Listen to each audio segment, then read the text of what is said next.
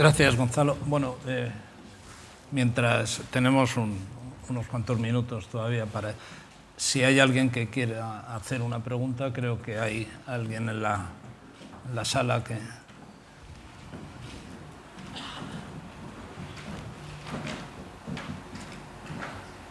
¿Escribir o hablar? Si no es muy larga su parlamento, no hay problema. Bueno, era el tema sobre lo de la privatización pública, es un tema de mucha enjundia. Simplemente decir que en Francia, en París, lo del proyecto de París, se privatizó y hace unos años, 4 o 5, se ha vuelto a manos públicas, gestión directa, con toda una serie de problemas de descontrol, de incapacidad de conocer las cuentas y demás. En segundo lugar, que realmente no se ha comentado, pero que el sector del agua está en trance de cambiar radicalmente desde el punto de vista técnico.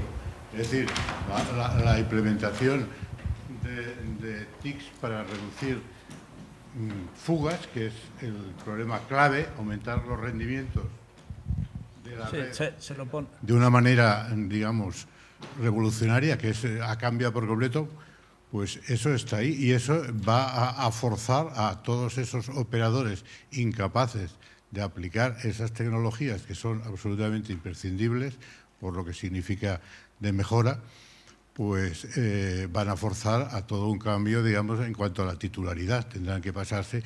Pero claro, ahí también la Administración tendrá que hacer su papel. Y finalmente, yo vengo de la Comunidad Valenciana, de la zona mediterránea. Ahí hay un problema tremendo que no se ha hablado de la contaminación de pesticidas, fungicidas, etcétera, que eso sí que está forzando a utilizar agua mineral para beber. Y eso está, junto con los nitratos, es un problema medioambiental gravísimo y que eso, de momento, digamos, no tiene ninguna solución. Gracias. No sé si quieres comentar algo de las... Muchas observaciones en una. En relación a la discusión sobre, y el ejemplo que pone en concreto sobre Francia, es un ejemplo especialmente interesante, bajo mi punto de vista, que reafirma todo lo que he dicho. Es decir, básicamente explica por qué no podemos entrar en esa discusión en un formato referendo. Usted menciona el caso de París, pero hay 180 ciudades en el mundo que han remunicipalizado. En esos 180 casos ya tenemos buenas prácticas y malas prácticas. Si revisamos a nivel internacional, nos encontraremos con que hay buenas prácticas y malas prácticas tanto en el sector público como en el sector privado. Es decir, ahí no está la discusión. Pero el caso francés es un caso interesante, porque usted podría haber proporcionado una información que es muy relevante para el auditorio, que es la información en la cual los defensores de la remunicipalización en París argumentan que la tarifa ha disminuido, cuando en realidad no es así. Cuando en realidad ha habido todo un juego, un artificio financiero para mostrar que el precio de venta al público disminuye, pese a que la tarifa no disminuya. Y toda una discusión permanente en la cual se está intentando destacar los méritos relativos del sector público, del sector privado, ¿sí? Cuando es muy fácil encontrar ejemplos en el mundo y contraejemplos en el mundo que muestran, insisto, que esa discusión es una discusión que solo nos puede llevar a perder energía. Yo puedo entender que desde una posición a priorística, desde una posición ideológica, y yo tengo mi propia ideología, ¿sí? Uno pueda defender un modelo u otro. Lo que digo es, para los que nos dedicamos a estudiar esto con cierta profundidad, esa discusión es una discusión estéril, es una discusión que no tiene sentido. Y sin embargo, nos está consumiendo mucha energía, ¿sí?, para discusiones que sí que son sustantivas en relación a la provisión de estos servicios. Se dice, ¿se está trabajando o es factible trabajar ya en ese modelo de regulación conjunta sin privar a las autonomías o entidades de las competencias establecidas actualmente por ley? Es decir, ¿cómo se puede, en definitiva, cómo se puede conjugar un regulador único con la existencia de 17 autonomías y 14 cuencas hidrográficas? Sí, por eso decía que yo creo que el interés no es tanto discutir sobre el modelo de regulador, que probablemente no tenga por qué ser ese modelo de regulador único en el que estamos pensando a nivel nacional, sino una discusión que yo creo que es mucho más pertinente, que son sobre principios únicos de regulación a nivel estatal. Por ejemplo, hay toda una discusión, y aquí en la sala hay gente que escribe sobre el tema, hay una discusión sobre si debería existir una tarifa única, una tarifa universal a nivel nacional. Los que somos economistas no podríamos entrar en clase si explicásemos que el precio del agua en todas las localidades del país fuese el mismo. O sea, no tiene sentido que en San Sebastián, donde llueve mucho, o en Lugo, donde llueve mucho, el precio del agua sea el mismo que en Almería, donde no llueve nada, ¿verdad? Lo que sí podríamos discutir es sobre la estructura tarifaria. Y esa estructura tarifaria y buscar principios de unicidad en esa estructura tarifaria es una discusión diferente y probablemente más interesante.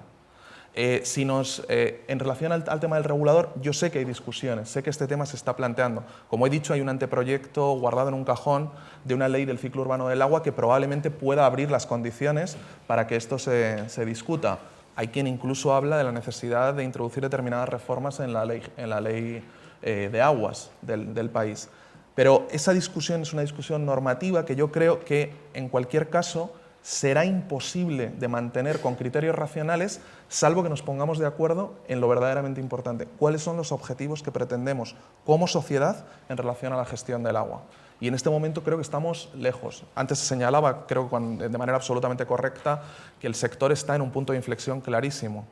Muchas de las empresas de servicios de agua, por ejemplo, han entendido tanto la necesidad de conectar los servicios al recurso que están desplazando parte de su actividad hacia esos sectores. Es decir, empresas que tradicionalmente trabajaban solo a nivel urbano ahora comienzan a desarrollar tecnologías para el riego o tecnologías para la reutilización de aguas residuales en ámbito industrial, por ejemplo. Entonces, está habiendo claramente un cambio en el sector en un momento en el que, por un lado, la macroeconomía invitaría a hacer inversiones masivas en el sector, pero por otro lado la propia macroeconomía impone unas restricciones que parecen insalvables en este momento.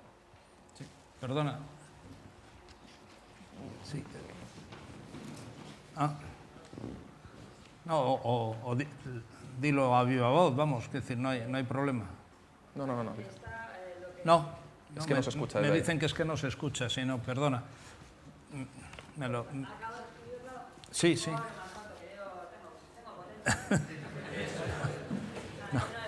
No, sí. Bueno, intentémoslo. Espera un momento que te pasan el micrófono.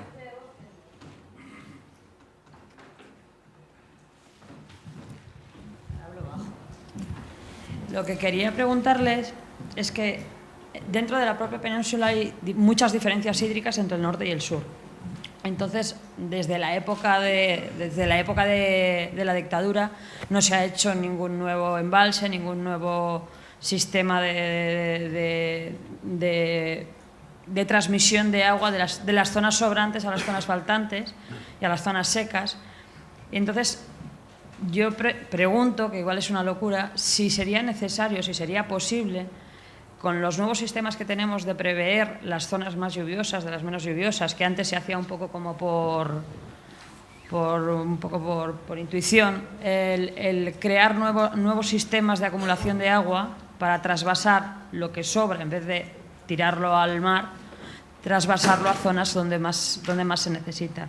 Además de eso, también quería saber si no sería más útil el cambiar el sistema. Es decir, no tiene mucho sentido, tirando prácticamente a ninguno, que en la zona norte nos dediquemos, yo soy cántabra, nos dediquemos a tener vacas y seis lechugas, nos sobre el agua por todas partes y tengamos a Almería, que no tiene agua y no tiene capacidad para la producción de lo que está haciendo.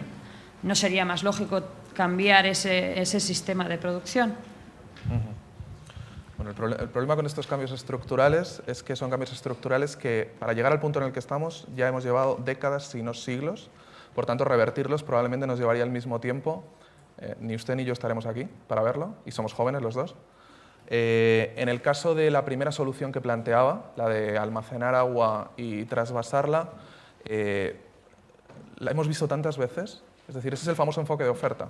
Si uno no tiene agua en el lugar donde la necesita, entonces la trasvasa. Y si uno no tiene agua en el momento en el que la necesita, entonces la acumula para poderla utilizar cuando la necesita. Ese enfoque de oferta se ha utilizado y se utiliza en muchos países del mundo. Bien, eso ha exigido un esfuerzo inversor durante generaciones monumental. Tenemos ríos que están hiperregulados. Es decir, ustedes saben, por ejemplo, cómo el río Ebro, por ejemplo, en este momento la desviación que hay del régimen natural fluvial, de cómo era el Ebro antes de que empezásemos a regularlo, es tal que la dinámica fluvial ya no tiene que ver tanto con el propio río, sino con la intrusión salina por la desembocadura, por el delta. Hacemos este tipo de cosas. En el caso del Ebro, por ejemplo, y en el caso de muchos otros ríos, con esa regulación del río, que a veces es necesaria para evitar avenidas, inundaciones, alteramos el flujo de sedimentos en el río, alteramos el aporte sedimentario al delta y a las playas próximas a la desembocadura de los ríos, y luego esa misma sociedad que ha tomado esa decisión con la mano izquierda, con la mano derecha invierte en dragar para rellenar las playas de arena necesaria que hubiese podido aportar naturalmente el río. Pero más allá de ese ejemplo concreto, creo que si una cosa hemos aprendido en relación a la gestión de los recursos hídricos es que el enfoque de oferta no resuelve todo. Necesitamos completarlo con un enfoque de demanda. Y el enfoque de demanda está en la capacidad que tengamos para hacer lo mismo con menos agua. ¿Sí? Hacer lo mismo pero siendo más eficientes.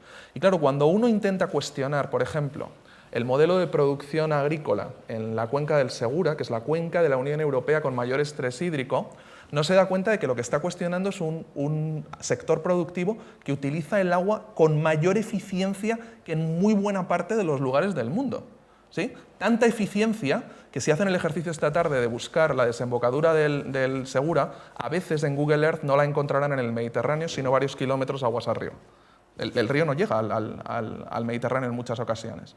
Bien, entonces no es un problema de que no se utilice el agua de manera eficiente. Hay un problema histórico. ¿Por qué tomamos la decisión de situar una actividad agrícola en un lugar donde faltaba un recurso productivo básico? Pero esta misma discusión es por qué California pone asentamientos humanos en el desierto, campos de golf en el desierto o actividad agrícola en el desierto. Porque se dan otro tipo de condiciones. Hay otro tipo de incentivos que permiten explicar que esto sea así.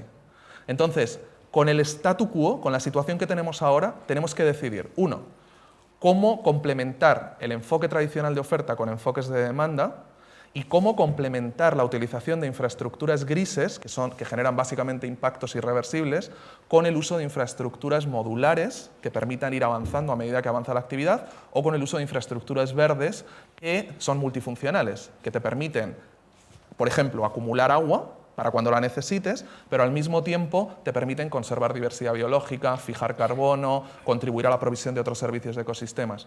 Necesitamos completar el modelo por el lado de la demanda y necesitamos completarlo con un diseño de incentivos adecuado, porque he puesto varios ejemplos hoy en lo que mencionaba de cómo somos capaces de movilizar recursos para poner en marcha infraestructuras, pero luego no somos capaces de generar los mismos incentivos para mantenerlas o para conservar el recurso que les da sentido. Sí, no, solo por... Quizás también habría que plantearse, dado el modelo histórico el que hablabas, ¿por qué teniendo tanta agua en algunos sitios no se cultivan determinadas cosas? Quizás es que no se puede, quiero decir, quizás es que hay otros condicionantes como el clima, la distribución de la propiedad de la tierra, en fin, que impiden que realmente se pueda hacer en los sitios determinadas cosas, ¿no? Ya, por eso, pues por ejemplo, ¿no? Quiero decir, no solo eso, sino que es que el clima, o sea, la agricultura no es solo agua, es también clima, y entonces a lo mejor pues en Santander o en Asturias es imposible cultivar según qué cosas que sí se pueden cultivar de manera eficiente y sin atentar claramente contra el medio ambiente en otras zonas del país, ¿no?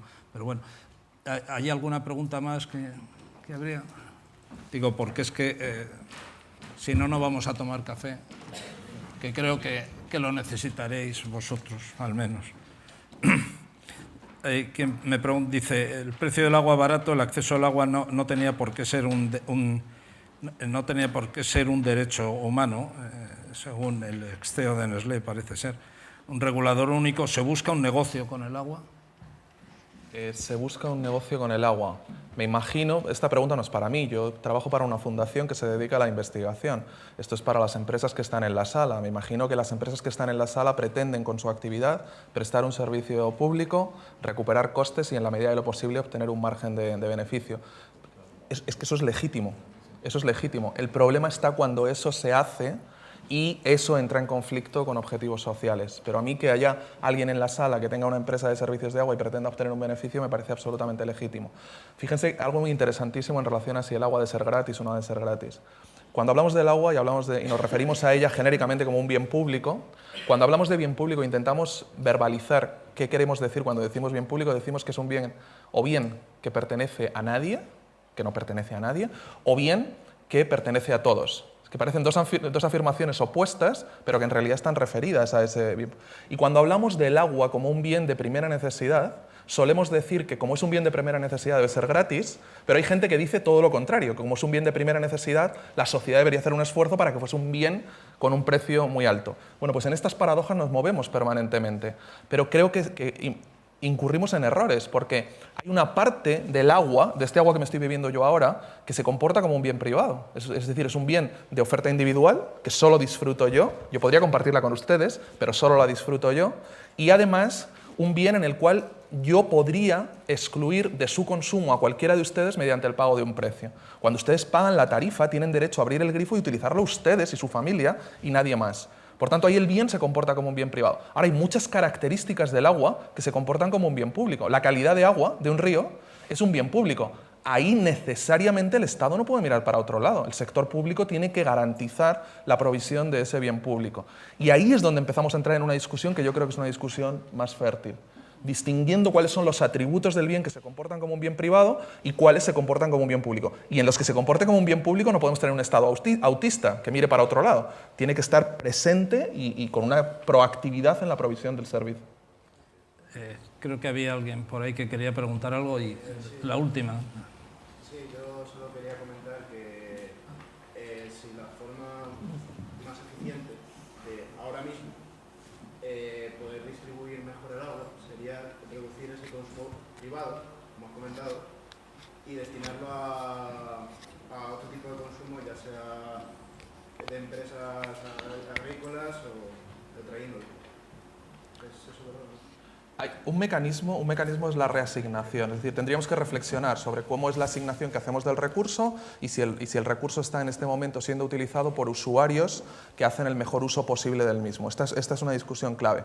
Pero no olvidemos otro pequeño detalle que tiene mucho que ver con lo que nos ha comentado el profesor Akerlof. El profesor Akerlof decía, no estamos siendo capaces de encontrar un buen relato. Para esos enfoques de demanda que he mencionado, no encontramos una narrativa que nos permita movilizar a la sociedad. ¿Cuál es el relato que le transmite la sociedad en su conjunto a cada uno de ustedes en relación a la necesidad de ser eficientes en el uso del agua? Lo que les dicen es que cambien la cisterna por una cisterna de doble depósito. Les dicen que cuando se laven los dientes cierren el grifo. Todo eso está bien y todo eso conduce a ahorros en el uso de agua a nivel de cada uno de los hogares. Pero eso, en realidad, convive con una realidad que es que, en promedio, se pierde el 23% del agua que se capta en alta y en algunos municipios de menos de 50.000 habitantes el 30% del agua. Es decir, 1 de cada 3 metros cúbicos de agua que se extraen del río no llega a los hogares. ¿Sí? Y sin embargo le estamos pidiendo a nuestros hijos que cierren el grifo cuando se lavan los dientes, que es una parte muy pequeña de esa pérdida de agua que se produce en el camino. En la agricultura ocurre exactamente igual. Nuestro país hace inversiones masivas en la modernización de regadíos que si tienen éxito, sustituyendo riego gravitacional por riego de goteo, si tienen éxito, a nivel de parcela consiguen que cada parcela consuma menos agua. Pero a nivel de cuenca terminamos consumiendo más porque hay un efecto rebote a través de precios. En la medida en que tenemos éxito, esto ocurre con la energía eléctrica también. Si usted tiene éxito en un programa de eficiencia energética, entonces terminará demandando menos energía, el precio de la energía bajará y a medio plazo será más atractiva para consumir. O ocurre con las autopistas radiales que rodean Madrid, por ejemplo. Uno construye nuevas autopistas, espera que eso mejore el tráfico y no lo mejora en un momento dado porque hay gente que antes no utilizaba el coche y decide utilizarlo porque hay una nueva vía. Hay un efecto de escala que se come toda la eficiencia.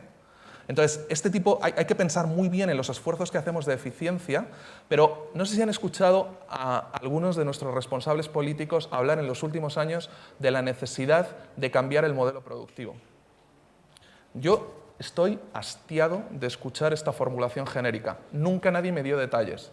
Lo máximo que consigo escuchar es que hay que invertir en I+D y en innovación, que es otra formulación genérica. ¿Sí? Bueno, si uno quiere tomar un modelo, un ejemplo de dónde se pueden hacer cambios en el modelo productivo, que tome el ciclo integral del agua. Si nos tomamos en serio el ciclo integral del agua, ponemos los recursos necesarios para garantizar que se hagan las inversiones que son necesarias para ese salto que hay que dar en la gestión del recurso, ahí tenemos un perfecto ejemplo de cómo se puede contribuir a cambiar un modelo productivo en un país. Pero ese son el tipo de cosas que hay que hacer. Sí.